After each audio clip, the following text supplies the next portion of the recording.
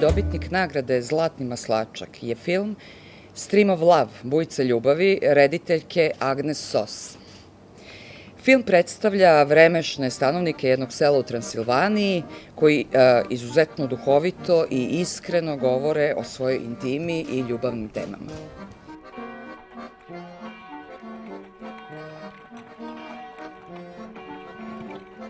Pobjednik regionalne selekcije je film Veruda, film o Bojanu, reditelja Igora Bežinovića. Reditelj je izuzetno upečatljivo, a jednostavnim rješenjima predstavio pulskog mladića na ivici zakona, čija iskrenost i dramatična životna priča ostavljaju bez daha. Nema jer je lišen slobode, pa pošto njega nema, onda beše ulazi, skače, pomaže. Specijalna priznanja.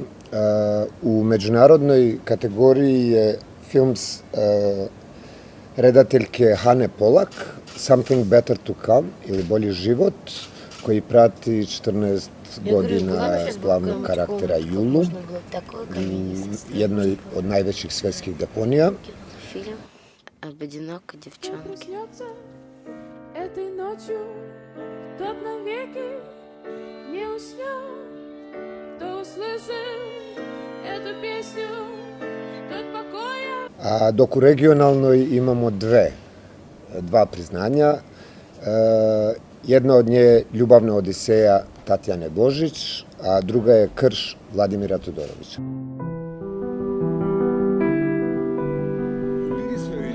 Не могу убирать, это самое главное сейчас. Это ты? Ljubav. Ah, ljubav.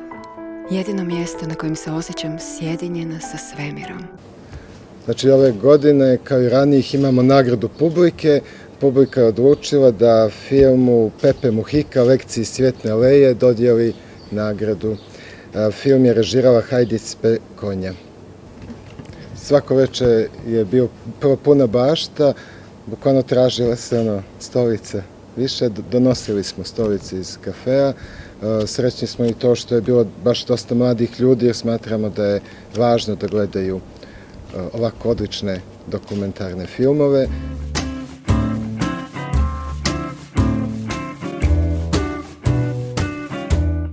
Čini mi se da su se malo autori krenuli da vraćaju sebi, to jest humanim temama, ljudskim temama, toplim temama, ljubavi. Nema toliko tih angažovanih dokumentaraca, ne znam. Meni se to sviđa, čini mi se da i svet ide u tom pravcu, mislim, bar taj bolji deo sveta, da vidi da je u stvari čudo je život. Moj utisak je, ja sam to i rekla na preskonferenciji, mislim zaista što se podgoričke publike tiče, veoma dobar, čak odličan, čak mi se čini da je najbolje u regionu. Pripremam priču o taksistima, radni naslov je Taksilogija i to će biti beogradski taksisti, a ko zna, možda i proširim priču, filozofija taksi vozača i njihove fenomenalne teorije o svemu i svačemu i njihova, onako, zanimljivi su oni sveti, nekada mogu zaista i da vam, život spasu.